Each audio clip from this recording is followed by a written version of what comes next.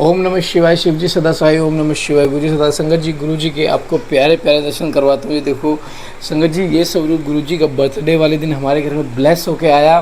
संगत जी, मैं आपको बताऊं, जब मैं लेने गया था, जब ये पहले मेरे पास स्वरूप तो आ गया था, जब फ्रेम करवाने जब मैं गया था तो वहाँ पे अंकल जी थे, वो कहते मैं भी गुरु जी को मानता हूँ। गुरु जी के बर्थडे वाले दिन मैं गया था, तो एक छोटा सा सत्संग वहाँ पे शेयर हुआ था गुरु जी की मौजूदगी में। गुरु जी ने सत्संग भी करवा दिया और घर में भी आके लाल चूल्हे में ब्लेसिंग्स के साथ और वाइट चोले में भी आए। संगत जी, गुरु जी ने इतनी ब्लेसिंग्स दी अपने जन्मदिन वाले दिन कि हम तो बहुत आभारी हो। संगत जी, गुरु जी की ब्लेसिंग्स तो बहुत है, लेकिन हम लेते नहीं हैं।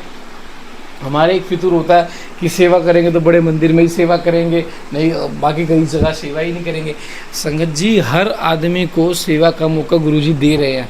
जरूरी थोड़ा ना बड़े मंदिर की ही सेवा हो। गुरु की संगत सिर्फ बड़े मंदिर में थोड़ी ना है, गुरु की संगत तो चारों तरफ है, हर जगह है। आपको सेवा कहीं पे भी मिल सकती है। जैसे आज आप पाठ सुन के पाठ को शेयर करते हो, ये भी एक सेवा है। गुरु जी ने ये भी आपको एक सेवा दी है। धीरे धीरे सेवा जब भी तो पता चलेगा आपको, धीरे धीरे आपको कैसी सेवा मिल रही है। संगत जी, सबसे प्यारी सेवा तो यही है कि आप शिव पुराण का पाठ किसी को भेज रहे हो, उसके कर्म कटवा रहे हो। सबसे बड़ी सेवा है। बड़े मंदिर में तो चलो आप जोड़े घर में लग गए या साफ करने में लगे, आपने वो साफ करके रह गए, लेकिन आप शिव पुराण का पाठ सुन के उसके पाप कटवा रहे हो। सबसे बड़ी सेवा तो ये है, शिव पुराण का पाठ शेयर करना। इससे बड़ी सेवा मैं नहीं मानता कोई है कि शिव पुराण का पाठ हम शेयर करें, सत्संग हम शेयर कर रहे हैं।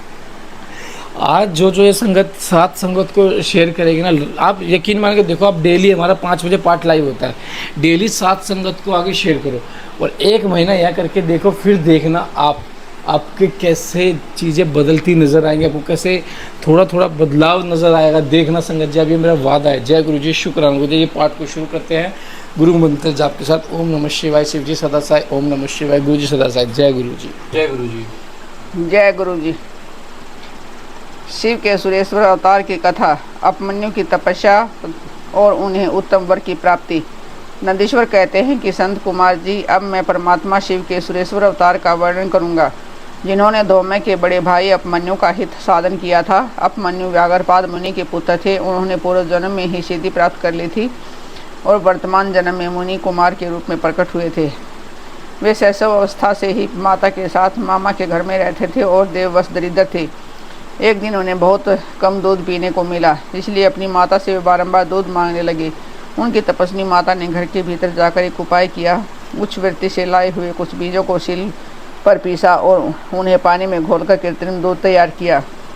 फिर बेटे को पुचकार कर वह उसे पीने को दिया। माँ के दिए हुए उस नकली दूध को पीकर बालक अपमन्यु बोले, यह तो दूध नहीं है। इतना कहकर वे फिर रोने लगे।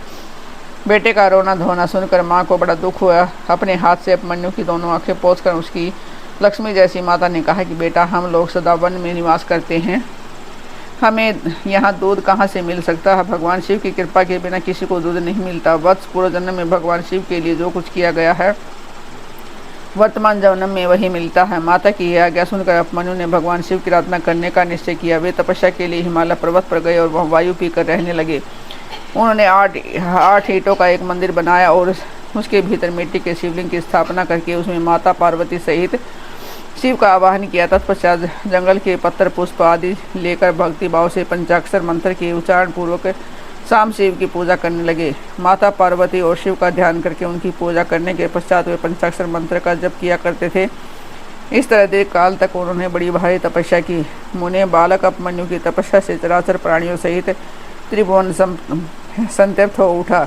तब देवताओं की कृपा से अपमन्यु के भक्ति भाव की परीक्षा लेने के लिए भगवान शंकर उनके समीप पधारे। उस समय शिव ने देवराज इंद्र का, पार्वती से सच्ची का, नंदीश्वर वृषभ ने ऐरावत हाथी का था। शिव के गणों ने संपूर्ण देवताओं का रूप धारण कर लिया। निकट आने पर सुरेश्वर रूपधारी शिव ने बालक अपमन्यु को मांगने के लिए कहा। अपमन्यु ने पहले तो शिव भक्ति मांगी, फिर अपने को इंद्र बताकर जब उन्होंने शिव की निंदा की, तब उस बालक ने भगवान शिव के अतिरिक्त दूसरे किसी से कुछ भी लेना अस्वीकार कर दिया। वे इंद्र को मारकर स्वयं भी मर जाने को उद्यत हो गए। उन्होंने जो अग्रवस्त्र चलाया उसे नंदी ने पकड़ लिया और उन्होंने अपने को जलाने के लिए अग्नि की धारणा की। उसे भगवान शिव ने शांत कर दिया। फिर वे सब के सब अपने यथार्थ रूप से प्रकट हो। शिव ने अपमन्यु को अपना पुत्र माना और उनका मस्तक सूंघकर कहा, वत्स, मैं तुम्हारा पिता और ये पार्वती देवी तुम्हारी माता है।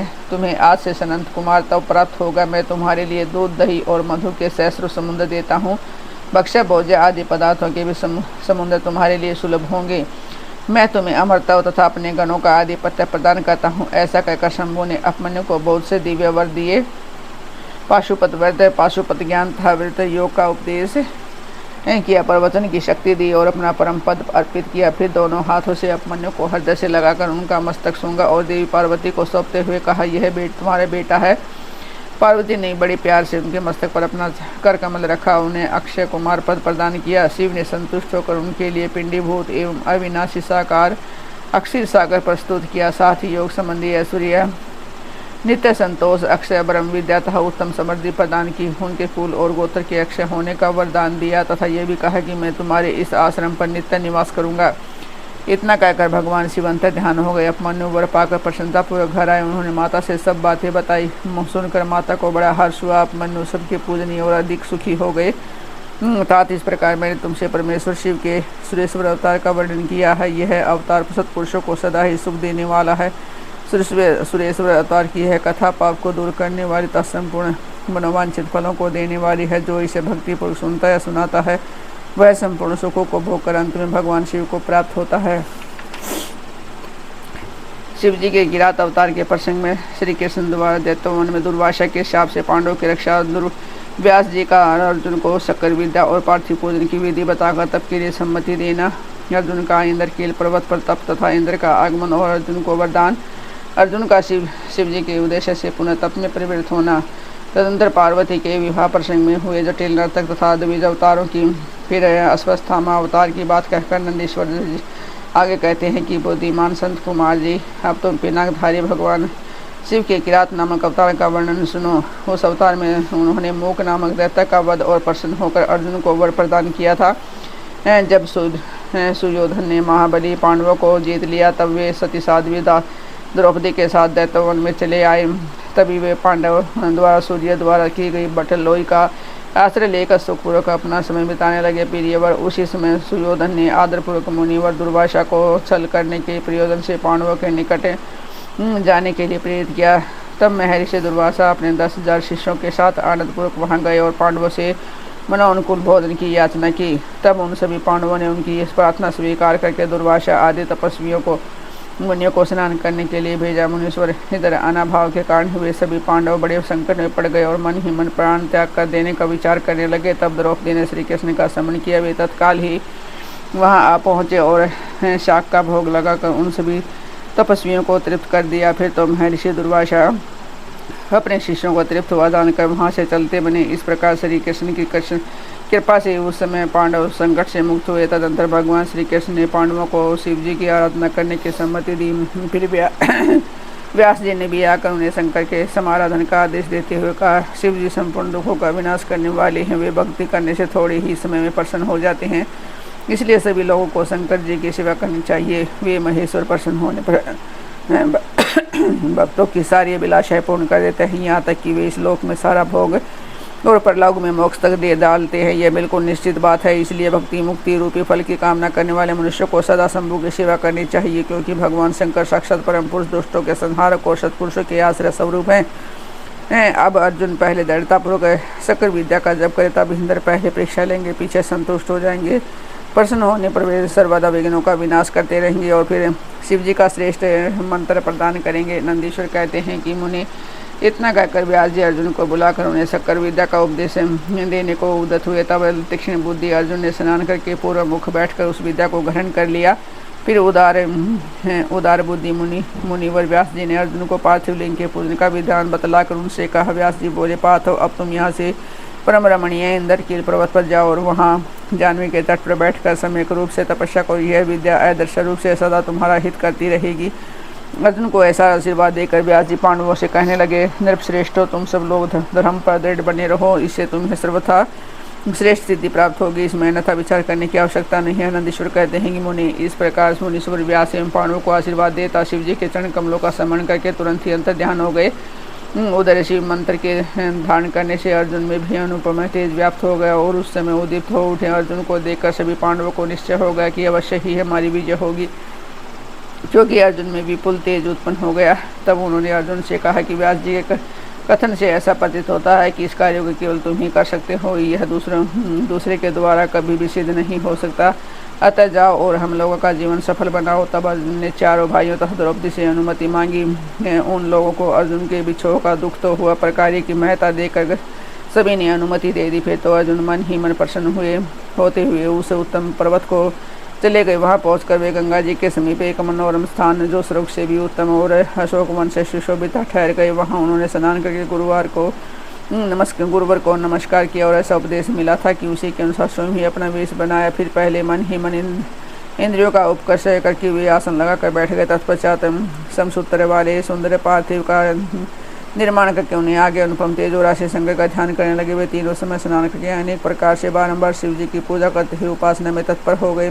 तब अर्जुन के शिरोभाग से तेज की ज्वाला निकलने लगी। उसे देखकर इंद्र के गुप्तचर भयभीत हो गए। वे सोचने लगे कि यह यहाँ कब आया। पुनः उन्होंने ऐसा विचार किया कि घटना इंद्र को बतला देनी चाहिए। ऐसा सोचकर वे तत्काल ही इंद्र के समीप गए। गुप्तचरों ने कहा कि देवेश वन में एक पुरुष तप कर रहा है, परंतु हमें पता नहीं वह देवता है, ऋषि है, सूर्य है अथवा अग्नि है। उसी के तेज से संतृप्त होकर हम आपके सैनिक कटाए हैं। हमने उसका चित्र भी आपसे निवेदित कर दिया है। अब आप जैसा उचित समझे वैसा करें। नंदीश्वर कहते हैं कि मुनि उन गुप्तचरों के कहने पर इंद्र को अपने पुत्र अर्जुन का सारा मनोरथ ज्ञात हो गया। तब वे पर्वत वृक्षों को विदा करके स्वयं जानने का विचार करने लगे। विप्र इंद्र अर्जुन की परीक्षा करने के लिए ब्रह्मचारी ब्राह्मण का वेश बनाकर वहां पहुंचे। उस समय उन्हें आया हुआ देखकर पांडु पुत्र अर्जुन ने उनकी पूजा की और फिर उनकी स्तुति करके आगे खड़े हो पूछने लगे, ब्राह्मण बताइए, इस समय कहाँ से आपका शुभागमन हुआ है। इस पर ब्राह्मण वेशधारी इंद्र ने अर्जुन को ऐसे वचन कहे कि जिसे वह तप से डिग जाए।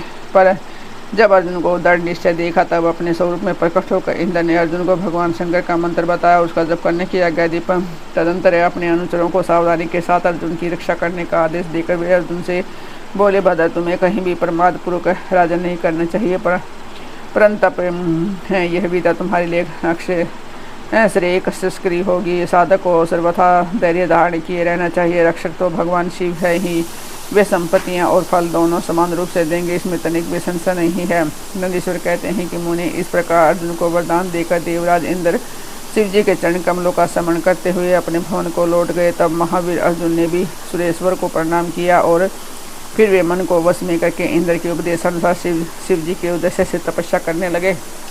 जय गुरु जी, शुक्राना गुरु जी, संगत जी गुरु जी का आनंदम शुक्राना, लख लख बात शुक्राना, हर चीज़ का शुक्राना, सांस का शुक्राना। संगत जी गुरु जी जब कहते हैं ना जब भी सारे काम होंगे। संगत जी 7 जुलाई को गुरु जी की लंगर सेवा होगी। संगत जी जो भी संगत कंट्रीब्यूशन करना चाहता हूँ कर सकते हैं। जय गुरु जी, शुक्राना गुरु जी।